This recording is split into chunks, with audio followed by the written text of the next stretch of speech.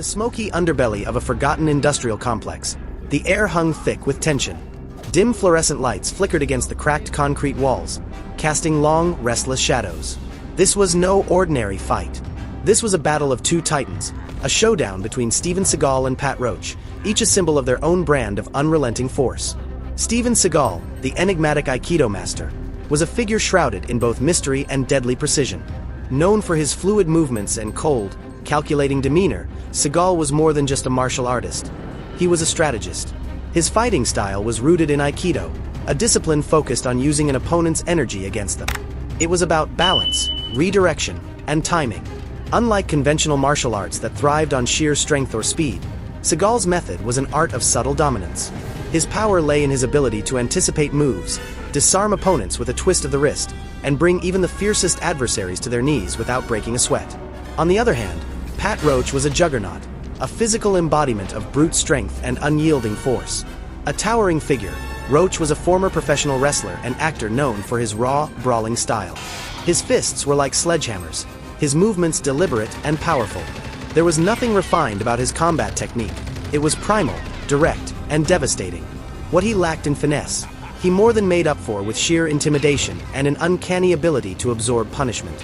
The fight began with a silent stare-down, a wordless exchange of intent. Roach, the larger of the two, lunged first, a thunderous swing aimed at Seagal's head. But like water slipping through fingers, Seagal pivoted effortlessly, the punch slicing through empty air. The clash of their styles was apparent from the very first moment. Roach was a storm, wild and relentless. Seagal was the calm, calculated eye of that storm. As the fight unfolded, Roach pressed forward, his attacks unrelenting.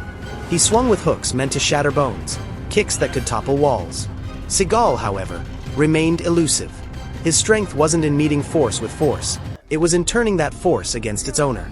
Each time Roach lunged, Seagal redirected the blow, twisting Roach's limbs into painful locks or guiding his momentum into the cold concrete. One moment stood out, a brief second where Roach managed to land a solid blow to Seagal's shoulder, sending him stumbling back a step. For a flash, it seemed the brawler's brute force might overwhelm the Aikido master. But then, Seagal's eyes darkened with renewed focus. He adjusted his stance, slower now, more deliberate. The fight's tide turned when Seagal exploited Roach's greatest weakness, his predictability. Roach's fighting style, though ferocious, was linear. His moves, while powerful, followed a pattern, something Seagal was quick to notice. With every strike Roach threw, Seagal countered more effectively, breaking down his opponent's rhythm. Roach relied too heavily on strength and aggression, leaving gaps in his defense wide enough for Seagal to slip through like a whisper. The final moment came with a fluid sweep of Seagal's hand, a classic Aikido move, as he used Roach's own momentum to throw him off balance. Roach went crashing into a pile of steel barrels with a deafening clang. Before Roach could rise, Seagal pinned him with a wrist lock so sharp it threatened to dislocate his shoulder. There was no need for a knockout blow. Seagal didn't have to rely on brute strength.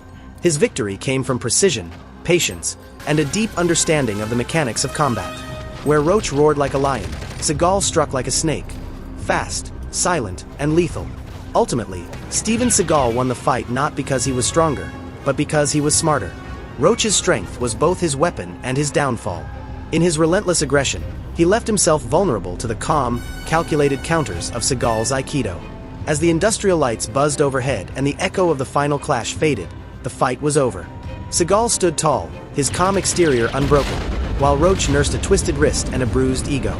It was a battle of strength versus strategy, and this time, strategy reigned supreme.